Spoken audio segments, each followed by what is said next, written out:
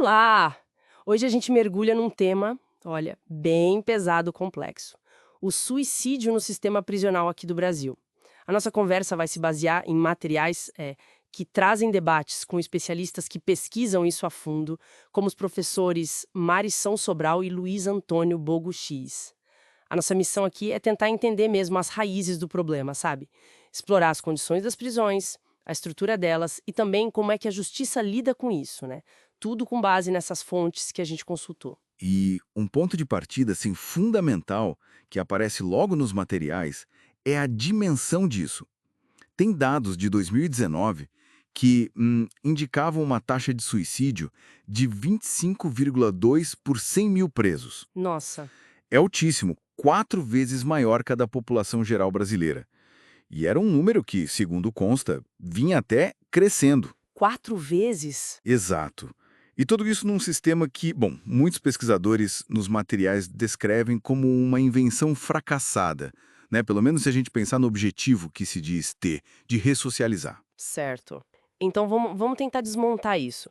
Que fatores lá dentro das prisões essas fontes identificam como contribuindo para essa situação toda? Olha, os documentos são bem detalhados sobre problemas estruturais que são crônicos, né? A superlotação é gritante. O Brasil tem a terceira maior população carcerária do mundo. Terceira maior? Imagina, são mais ou menos 840 mil pessoas para umas 600 mil vagas, por aí. A própria arquitetura das prisões, muitas vezes, ela é pensada só para o controle de muita gente junta, né? Entendi. Isso dificulta demais qualquer atividade educativa ou mesmo de trabalho. Aí você soma isso, segundo as fontes, a falta de individualização da pena. O que seria isso exatamente? É a falha em ajustar a pena, as condições para a situação de cada um, sabe? E a separação inadequada também. Misturar preso primário com reincidente, Complica tudo, né? com certeza. E ainda tem o poder das facções lá dentro, a quase ausência de oficinas de trabalho e estudo que realmente funcionem, e, claro, a lentidão da própria justiça criminal. É um cenário desolador só pela descrição. Mas, além dessa estrutura toda, que já parece bem falha, como é que o sistema lida com o risco em si, quando aparecem sinais de que alguém pode tentar o suicídio? Eles são notados? Então, aqui que a coisa fica fascinante e ao mesmo tempo bem preocupante. Segundo uma pesquisa que está nas fontes, ela analisou acórdãos, que são as decisões dos juízes lá do Tribunal de Justiça do Rio Grande do Sul. Certo. E o que ela achou? Que os fatores de risco que todo mundo conhece internacionalmente até. Histórico psiquiátrico, se a pessoa já tinha falado em suicídio antes, isolamento, ter sido transferido de prisão recentemente, tudo isso costuma estar presente nos casos. Mas, então, por que não se age? Pois é. Mesmo com uma decisão super importante do STF, o Supremo, que fala da responsabilidade objetiva do Estado. Que quer dizer que o Estado é responsável pela segurança do preso, certo? Mesmo sem ter culpa direta comprovada. Exatamente. Mesmo assim, as fontes mostram que muitos juízes resistem a aplicar essa responsabilidade. Há uma resistência grande. E quais são os argumentos para essa resistência? Bom, os argumentos que aparecem nos documentos para negar indenização para a família, por exemplo, muitas vezes tratam o suicídio como se fosse só um ato voluntário e imprevisível, ou dizem que não ficou provado que a vigilância falhou. Mas como provar? Muitas vezes se baseiam só no que os servidores dizem, né? Outra coisa é dizer que foi oferecido algum atendimento de saúde mental, mesmo que tenha sido uma coisa pontual, mínima. Hum, As fontes sugerem até que a doxa, sabe, aquelas crenças do senso comum, tipo aquela ideia horrível de bandido bom é bandido morto, pode acabar influenciando juízes, promotores, até as equipes técnicas. e aí ignoram o conhecimento científico sobre os riscos. Exato, ignoram o que a ciência já sabe. Essa dificuldade em reconhecer a responsabilidade, mesmo com os sinais claros, é um ponto que as fontes martelam bastante.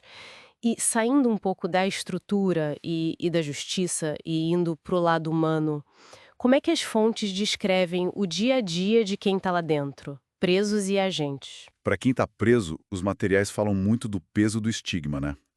E de um fenômeno chamado prisionização. Prisionização. É, basicamente, a pessoa se adapta tanto àquela cultura da prisão, às regras não escritas de lá, que depois fica muito difícil voltar para a sociedade. É uma adaptação que dificulta a saída, paradoxalmente. Entendi. Uma adaptação negativa no fim. Isso. E para os agentes penitenciários, as fontes também trazem um quadro duro. Salário baixo, muitas doenças por causa do trabalho, muitos que nem queriam estar ali, sabe? Queriam ser policiais, por exemplo. Falta de vocação, talvez? É, e um sentimento de desvalorização. E, às vezes, um conflito com a própria ideia de direitos humanos. Alguns acham que isso atrapalha o trabalho ou que passa a mão na cabeça dos presos, como se diz. O sofrimento psicológico desses agentes, nesse ambiente, também é muito destacado. Tema que são graves. Superlotação, falta de tudo, condições degradantes e uma justiça que, pelo menos nos casos que as fontes estudaram, parece ter muita dificuldade em ver os sinais e assumir a parte que lhe cabe. Exatamente. E isso tudo que as fontes mostram deixa a gente com uma pergunta para pensar, né? Se o Estado tem tanta dificuldade documentada para garantir o mínimo de dignidade e ainda resiste a reconhecer a própria responsabilidade quando alguém morre sob sua custódia, mesmo com fatores de risco claros, o que será que isso diz sobre o valor que a nossa sociedade, através das instituições dela, realmente dá para a vida de quem está preso?